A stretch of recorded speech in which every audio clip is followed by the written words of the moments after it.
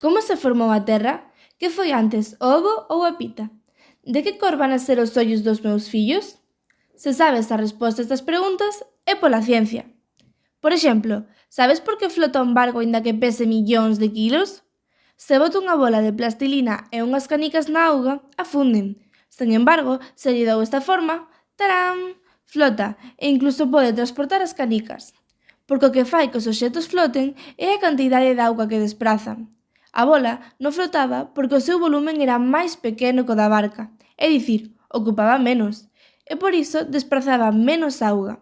É o que coñecemos como o principio de Arquímedes. Con descubrimentos como este, a ciencia axúdanos a comprender o mundo que nos rodea, e ese coñecemento é o que nos fai avanzar como sociedade en moitísimos ámbitos: sanidade, tecnoloxía, economía. Aínda pensas que a ciencia non é importante para a sociedade? Dalle unha volta.